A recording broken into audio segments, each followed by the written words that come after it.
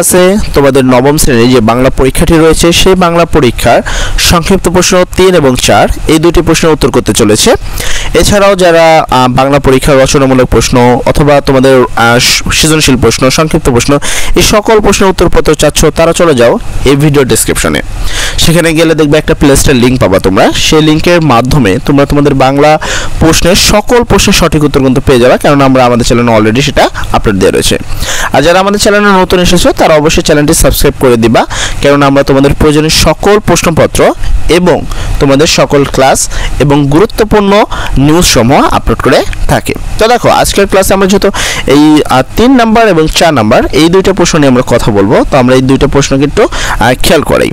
তো দেখো এখানে 3 নম্বর প্রশ্ন বলা হয়েছে, অলিখিত উপাখ্যান গল্পে ঠিকাদার কয়েকদিকে নবাব পুত্রের বলে সম্বোধন করেছিলেন কেন? তারপর 4 নম্বর প্রশ্ন ছিল, গৃহকর্ম নিপুণ্য লক্ষ্মী বউটার ঠিক এই দশা বলতে লেখক কি বুঝিয়েছেন?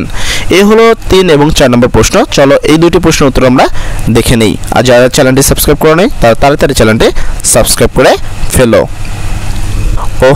ভিডিওটি শুরু করার আগে ছোট্ট একটি কথা, দেখো এগুলো কিন্তু 2 মার্কের একটি প্রশ্ন।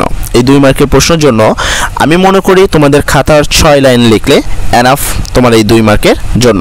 তবে তোমরা যদি তার চেয়ে বেশি লেখো সেক্ষেত্রে তোমরা কিন্তু সকল প্রশ্নের উত্তর করতে পারবে না, কেননা রচনামূলক প্রশ্ন এবং তোমাদের সৃজনশীল প্রশ্নের উত্তরগুলো কিন্তু একটু বড় হয়ে থাকে।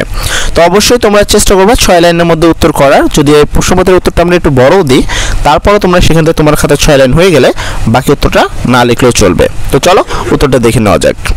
প্রথম প্রশ্ন মানে 3 নম্বর যে সংক্ষিপ্ত প্রশ্ন সেটা ছিল কি, অলিখিত উপাখ্যান গল্পে ঠিকাদার কয়েকদিকে নবাব পুত্রের বলে সম্বোধন করেছিল কেন?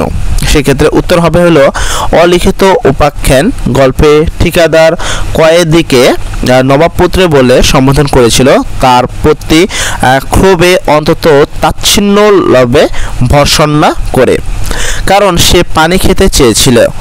লোহার শিকল পায়ে নিয়ে কয়েদিকে একজন ঠিকাদারের তত্ত্বাবধানে সুন্দরবনে গাছ কাটতে বাধ্য হয়। সেখানে কেউ ক্লান্ত হয়ে পড়লে ঠিকাদার তাকে চাবুকের আঘাতে ক্ষতবিক্ষত করে। কয়েদিকে পিপাসার ছটফট করলে দিনে 3 বারের বেশি পানি দিত না। এক কয়েদি পানির পিপাসায় কাতর হয়ে পড়ায় কুড়াল চালাতে না পারার কথা ঠিকাদারকে ক্ষীণ কণ্ঠে জানান।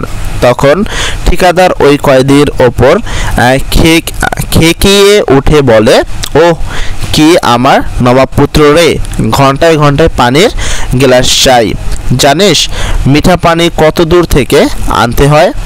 তার এসব কথায় চরম অপমানবিত প্রকাশ পেয়েছে।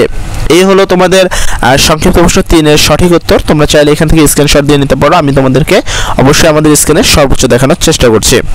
আর পরবর্তীতে এখনো যারা আমাদের চ্যানেলটি সাবস্ক্রাইব করে নেই তারা চ্যানেলটি সাবস্ক্রাইব করে ফেলো, এবং চলো আমরা এর পরবর্তী প্রশ্নের উত্তরটিও দেখে নিই। আর যাদের কাছে এই প্রশ্নের উত্তরগুলো পেয়ে উপকৃত হয়েছে তারা অবশ্যই ভিডিওতে একটি লাইক করে দিবা। তো চলো আমরা পরবর্তী প্রশ্ন অর্থাৎ 4 নম্বর সংক্ষিপ্ত প্রশ্নটির উত্তরটি দেখে নেওয়া যাক।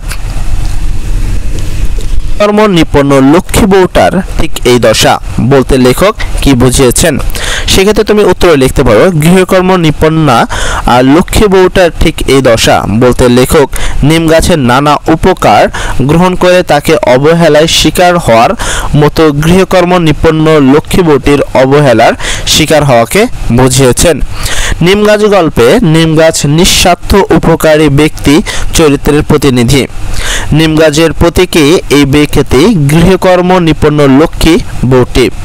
নিম গাছের ঔষধি গুণ এবং উপকারিতা সর্বজনবিদিত হলেও কেউ যেমন তার কোনো যত্ন না করে তেমনি এই বধূ সংসারের সবার খেয়াল রাখলেও কেউ তাকে খেয়াল রাখে না। শিকড় মাটির গভীরে চলে যাওয়ায় নিম গাছ যেমন ইচ্ছে থাকলেও যেতে পারে না, তেমনি গৃহবধূ সংসারে বাঁধন ছেড়ে যেতে পারে না। লেখক প্রশ্নোক্ত কথাটিকে এটাই বুঝিয়েছেন। এই হলো তোমাদের পরবর্তী প্রশ্ন এবং সংক্ষিপ্ত প্রশ্ন 4 এর সঠিক উত্তর। আমি তোমাদের আবারও জানিয়ে দিতে চাই, যারা রচনামূলক প্রশ্ন, সৃজনশীল প্রশ্ন এবং বাকি সকল প্রশ্নের সঠিক উত্তর চাচ্ছ, তারা চলে যাও এই ভিডিও ডেসক্রিপশনে। সেখানে গেলে তোমরা বাংলা পরীক্ষার সকল প্রশ্নের সঠিক উত্তর পেয়ে যাবা। সর্বোপরি কথা, সবার পরীক্ষা যেন ভালো হয়, সবার জন্য দোয়া করি। আগামীকাল যেন সবাই অনেক ভালো রেজাল্ট করো এবং অবশ্যই এই ভিডিওতে একটি লাইক, কমেন্ট এবং শেয়ার করে দিবা, তোমার বন্ধুকে মেনশন করে দিবা যেন তোমার দ্বারা তোমার বন্ধু উপকারিত হয়। সর্বোপরি কথা, সবাই ভালো থাকবা। আসসালামু আলাইকুম।